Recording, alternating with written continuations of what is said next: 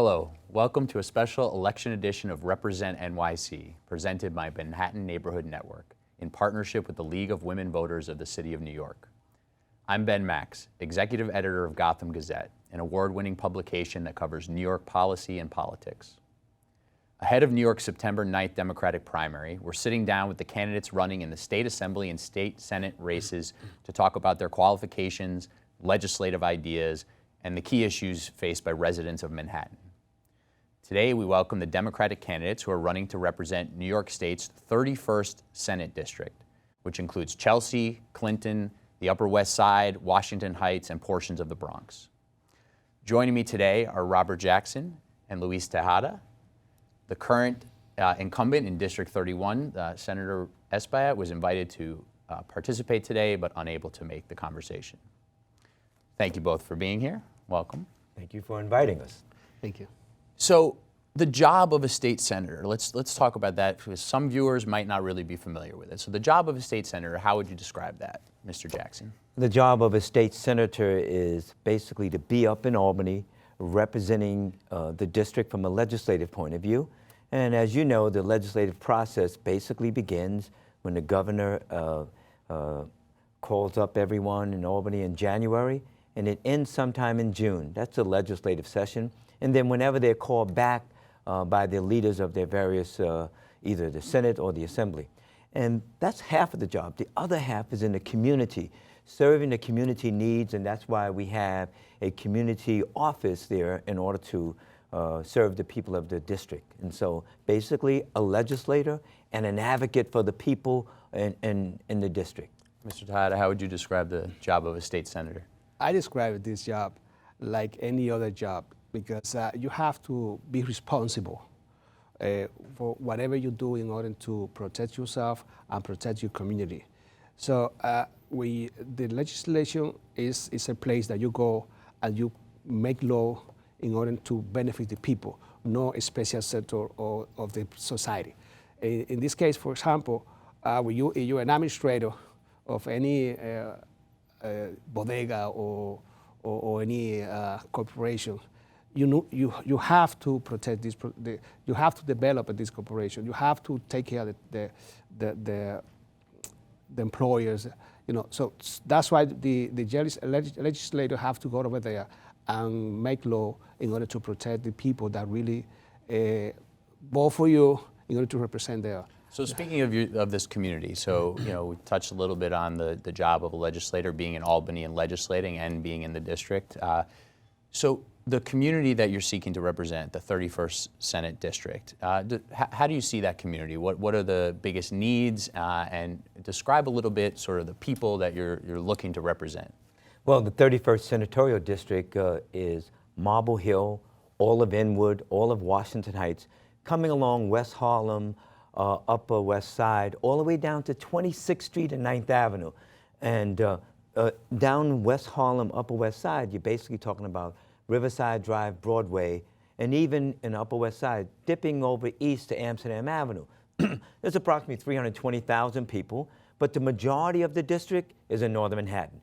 And the majority of the district is Latino, about 65% Latino and about 35% white and blacks and others. And the bottom line is that the issues and concerns are the same.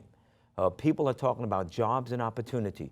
People are referring to all over affordable housing, education. I've said loud and clear, education is the key to uplift all people. It doesn't matter if you're black, white, yellow, green, or blue, whether you're rich or you're poor, education is the key. So let's come back to those issues, but, sure. But thank you for that answer.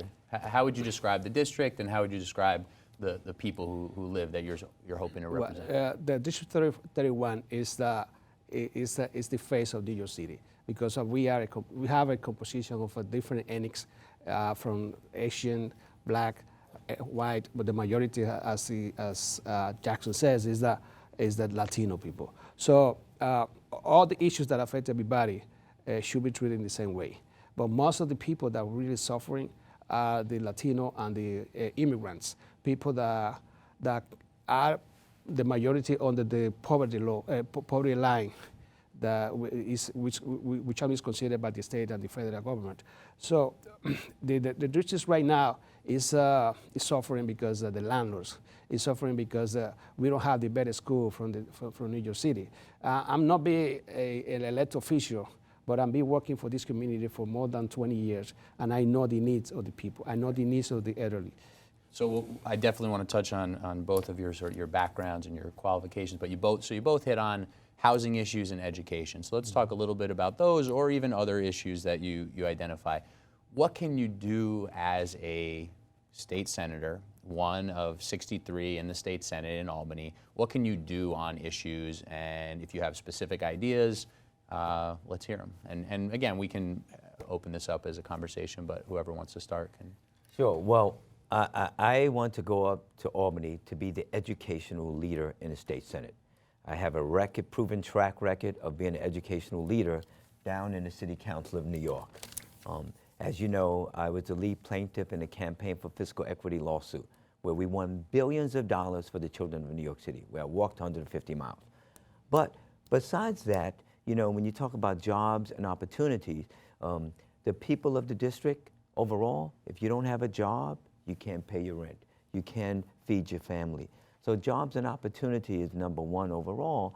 And as you know, there are 1.5 million people that live in New York City. I'm talking about adults that do not have a GED. So that's why jobs, opportunity, and even as a member of the City Council of New York, when I co-chaired the New York City Council's Black, Latino, and Asian Caucus, we put forward a program called Jobs to Build On, which gave people the opportunity to get jobs via community-based organizations that received the funding. And then if they didn't have the skills, they got the skills and training that they need to continue that. So is that a program you would try to replicate? Is that, so what are some specific things you would try to do? Absolutely, and I say absolutely because the Clinton Global Initiative has said that that's a model Jobs to Build On program that should be modeled across the country. So that's one example. But obviously, so is this legislation that you would pass, or is this a program you would encourage the governor to implement? It could be legislative as far as to make sure that this program is there across the state, but that takes funding also. And so one of the things that I've served on the Finance Committee on the City Council for 12 years and the budget negotiating team. And so when you're in tune with the district, then you know what the needs are and you advocate for them. That's what I've done in the City Council as far as education and affordable housing and jobs. And those are the main issues that are impacting the constituents of the 31st Senatorial District.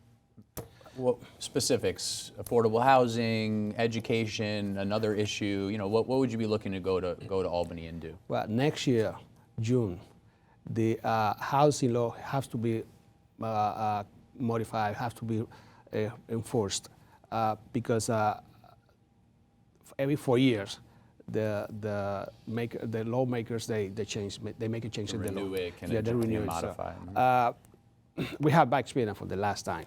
So now we have a very strong coalition in the city that really deserve to bring to Albany the issue of housing, but more in favor of the tenants, not the landlords. So I'm community activist for years, so that I'm working very hard in order to preserve the affordable housing. I think this is the main issue that are going to work in Albany in order to preserve the affordable housing for the people, because we don't have a great, we don't have a community that have an income that really can afford over $2,000 or $2,500 as a monthly rent. So most important for the family is to preserve the affordable housing. Then we have to create the base or the conditions to preserve the small business. It's not only a state issue, it's just the district issue. So we have the problem right now in Uptown Manhattan, in the District 31, that most of the small business has been displaced. It's closing the doors, and when they close the doors, so we lose like 7 to 11 jobs. So we have these issues that really affect. We cannot only.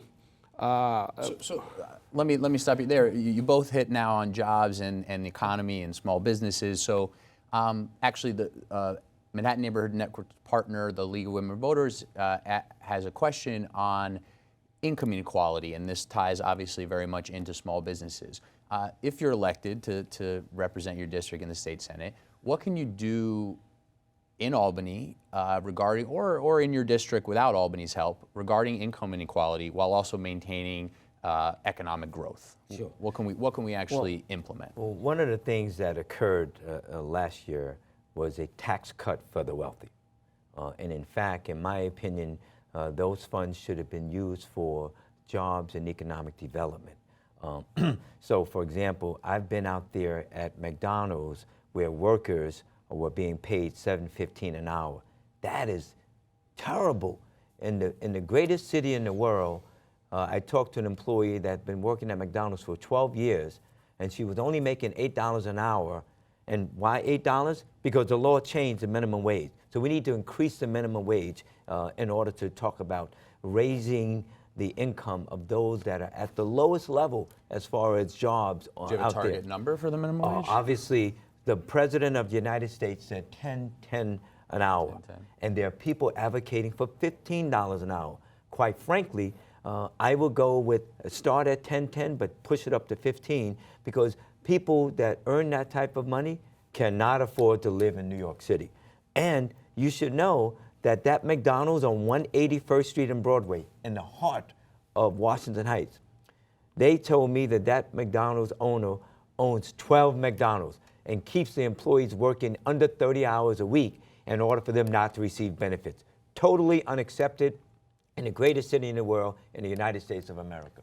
Thoughts on minimum wage or other initiatives to encourage, reducing income inequality? According to the poverty lines state by the states and also the federal government, so we have it at $40,000. So it means that for a family of three. If you divide it into 52 or 40 hours a week, so it means that the people have to make at least $19 an hour in order to live in New York City. So if we have a rent, for example, they have to pay like $2,000. So they cannot afford the house. So we have to raise at least the minimum wage up to $16 an hour. 16, yeah. Would you favor allowing New York City to have a different minimum wage than the rest of the state? There's been discussion about that, about raising the minimum wage across the board in the state, but then also allowing municipalities, some window to raise it even higher. You mentioned the cost of living in New York City. Well, the cost of living in New York City is very, very high. And I think that there is a push for setting forward a minimum wage in the state of New York to increase that.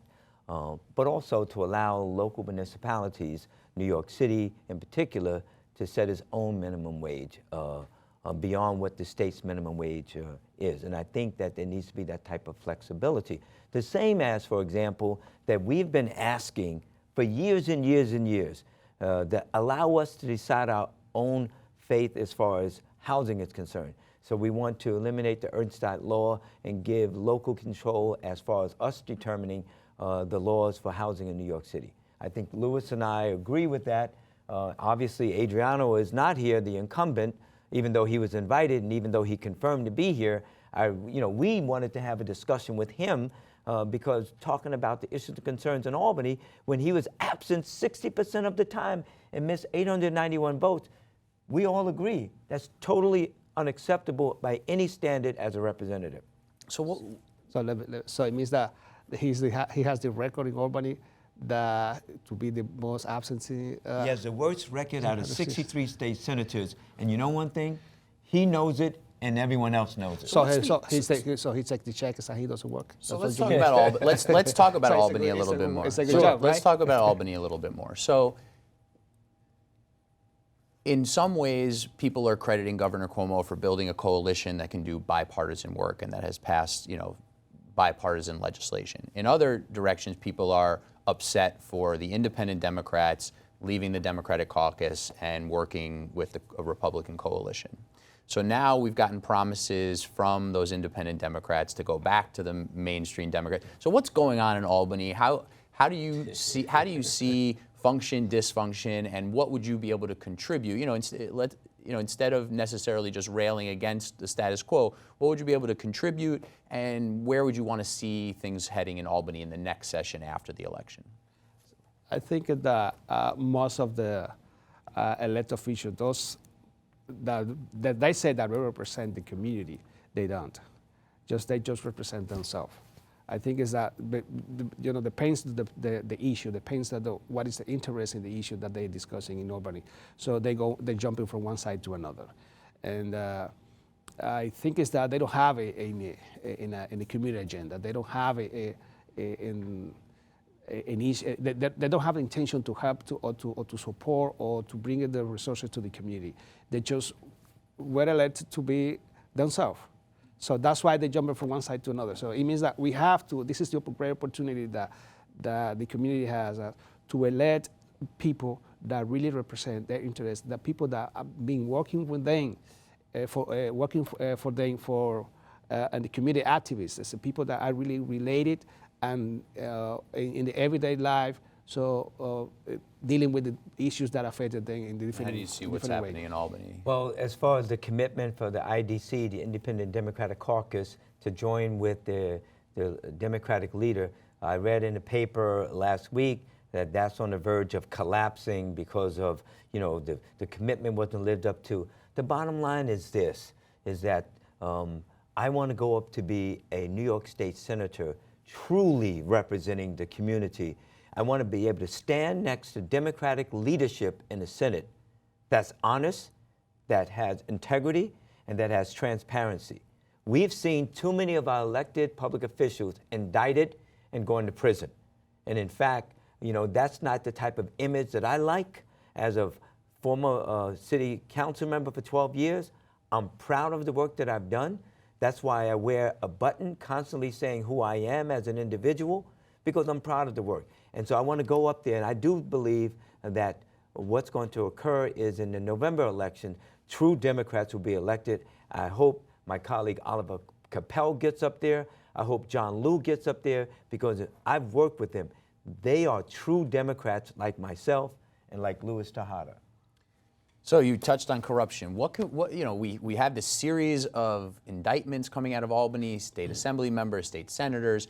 You're interested in going up there to work with these folks and be a part of a solution to limit the indictments, to limit the corruption. So concrete steps, and along with electing people who have more integrity, what can we do legislatively to improve that situation, to reduce corruption?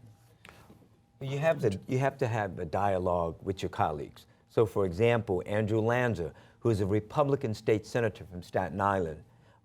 I've known Andrew, we worked together in the city council.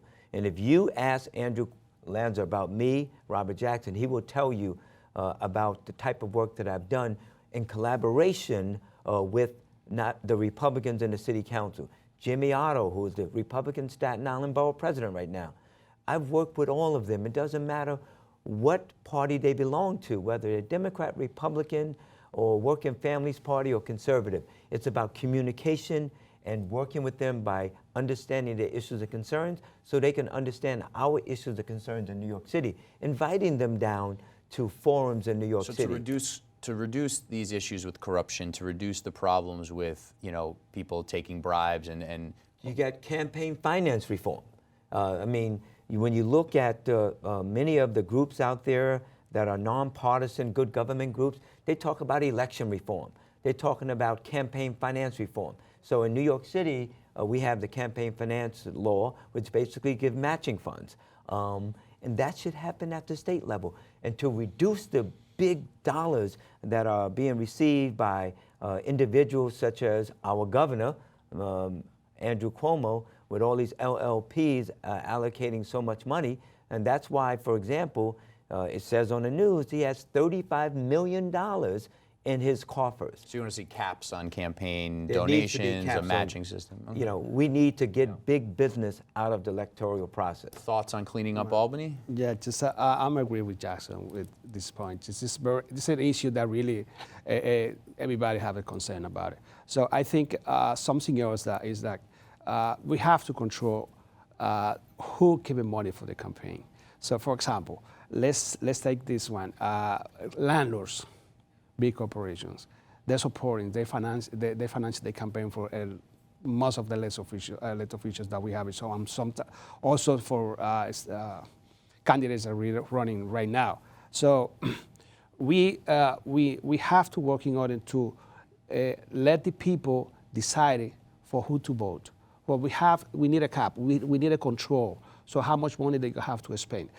Who can support the campaign? Mm-hmm. But in order to let the people by themselves and say, to elect people that really come from the heart of the community, not to represent the corporations, the landlords. Or so you want to see a cap on donations? A cap on donations. And also to let's say, I as a legislator, I'm going to say the real estate corporation cannot support. No real estate donations? What about other industries? Well, let's say, just for example, just one, I give you one. For example, charter school. Charter school also support the campaign. So that's why you see that so many legislators vote to protect the charter school in Albany because they support the campaign. So it means that it's like this is part of the corruption. Right. Well, I'm not sure that legally we'd be allowed to, put in limits on certain sectors, certain industries, but you're talking about transparency. And one of the things about campaign finance reform, when people donate money, everyone should be able to see who donated money. So, for example, the incumbent, when I looked at my people looked at his congressional campaign funding, he had huge donations from the charter school industry leaders. Yeah. And in fact, people should know that. Whereas, for example, in this election for the state senate, I don't know how many contributors Louis Tejada has, but I know that I have hundreds of contributors, people that have donated $2, $5, $10, $20, not have, for example, 25 donors and that donated $500, $1,000, $2,000. And that shows, when you look at the number of contributors and the amount, whether or not you're really grounded as far as the grassroots are concerned. Now, those filings, we should mention those filings. People can look up, as your staff did, who has given to whom, and the candidates do have to file. Can I ask you a question? Sure, go ahead. So have you take money from landlords to support your campaign, or when you're running for board of president in Manhattan? For me, what's most important, and if anyone knows me, my honesty and integrity will not be questioned. So anyone that gives me money and say that that's because they want me to do X, that would never occur. What I've stood up for loud and clear, and that's why, for example, when you talk about landlords, the small businesses in our great city, I sponsored the Small Business Survival Bill. That bill basically said, in a nutshell, that if a landlord and a tenant does not agree on a lease renewal, a mediator would come in. Have you received any support from? I'm sure that I've received not only from landlords, but I received from tenants and tenants organizations. We're going to move on from that line of questioning. But so I have a list here. Did you receive more than? We're going to move on. I think you've made your point. So what we're going to do, we have a few more minutes. What we're going to do is we're going to move into a short closing statement in a moment. But in terms of education, we've talked about that. We don't want to let that go by, but we only have about a minute before those closing statements. So perhaps on education, a priority that you would pursue in Albany. Sure. The priority is funding, because funding is the key in order to hire professionals and school aides and paraprofessionals, but also to put computers and technology in the classroom. Funding is that. And in fact, we've been shortchanged by the state of New York, $2.5 billion in the Campaign for Fiscal Equity lawsuit, and that's why Michael Rebell, the attorney that handled that particular case, we're back in court, and Louis, I hope you're there with me, on September the 10th, down in Supreme Court, because Michael Rebell filed another statewide lawsuit because the state is not living up to its constitutional obligation for funding. Education, top priority. It is very important because this is the future of the community, and this is the future of the nation. So I see that, for example, in on Uptown Manhattan, District 6, they removed or they cut more than $35 million in the last 4 years. So it means that we don't have programs, after school program. We don't have special, for example, programs for So it seems like you're agreeing on the funding We issue. have to put more funding. So we have to cut the fundings for charter school and give it those funding to And the public Louis and I school. have been up there with PS 132, Juan Pablo Duarte School, together helping the parent leaders to continue that particular school. And that school is symbolic of the Dominican people as one of the I founders. remember that we invited you We're for going to move different into press conferences. we're going to move because, into closing statements. So we have to because go. I found out- We don't have time. We have to go. You can do it in your closing statement if you like, Mr. Tejada. Go ahead. Okay. 1 minute for a closing statement to the voters. Yeah. Okay, let me check. Let me go over there. Just it means that I just want to say you that I am the best candidate. Why? Because I know the need of my community. Because I know that the elderly are suffering because the landlords are harassing them. I know that as a professor, as a math teacher in high school and in middle school, that education is very important. I've been working very hard in order to provide affordable housing for everybody in my neighborhood. When I founded the Mira Barcista Cultural and Community Center in 2001, I decided to found this organization to face all the problems that we are suffering, that my community is suffering, losing jobs, closing small business, and displacement by the greedy landlords that we are. So this is the best chance to elect a very activist leader to represent the great community in Albany. Thank you, Mr. Tejada. Mr. Jackson. Well, first, let me thank Manhattan Neighborhood Network for allowing us to come in front of their studios down here in New York City. And thank you, Ben, for moderating this discussion that we're having. Let me say that the most important thing is to elect someone that has the experience and knowledge with the commitment to go up there to Albany to work on behalf of the 320,000 people of the 31st Senatorial District. I made a commitment, and I raise my hand now and make it to you.